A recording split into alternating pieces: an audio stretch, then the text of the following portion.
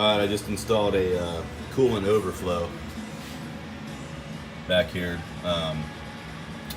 From what I gathered, some trucks might have come with it, but it would have more likely been mounted somewhere up here.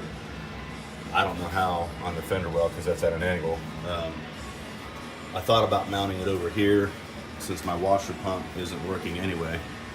But at some point I might get into that and get that thing working. But this seemed like a good place back here.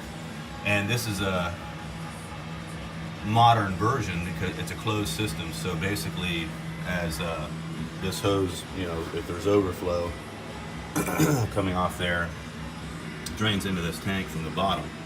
So when the truck cools down, it's going to pull vacuum on that and suck it back up into the radiator. So yeah, that looks nice back there. It's, again, I'm sure it's not OEM, but neither is this air conditioning right here. So if those are the only two infractions I have, I'm not really worried about it because it's functional. So yeah, that seemed like a good place to put it, especially since the heater box isn't there anymore, having put in vintage air. So there it is. Now I think I'm finally ready to start driving this thing. I had an issue with the carburetor, or at least I thought. Rebuilt it, took it apart several times because I thought I had a needle and seat that was sticking, float problem or something, and even put a pressure regulator on it to dial the fuel pressure back because I put a gauge on the fuel pump, mechanical fuel pump. It was putting out about 6 psi, which I thought, okay, that's a little high. So I dialed it back to, well, I've got it set right now at 2.5. I might dial it in at 3.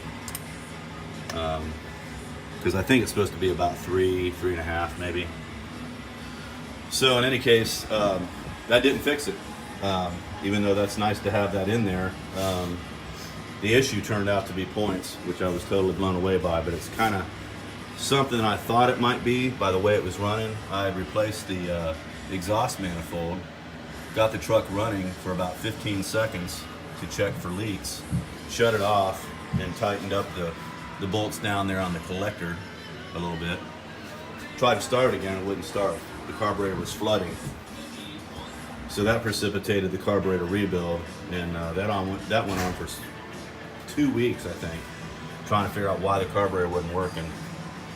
As a last-ditch effort, I got a set of points and put it in. Started right up, and then I was elated, of course, and then set the timing to, on this truck, 6 degrees before top dead center. So it starts right up now. So I think I'm finally ready to start driving it. And with the exception of some little odds and ends that I'm going to do, like I've got to polish the inside of the bed rails,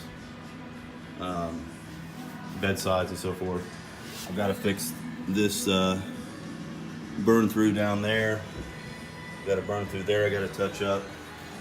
Just some little things, but I'm not going to let that stop me from driving it because I'm ready to enjoy this truck now. So, all right, catch you guys next time.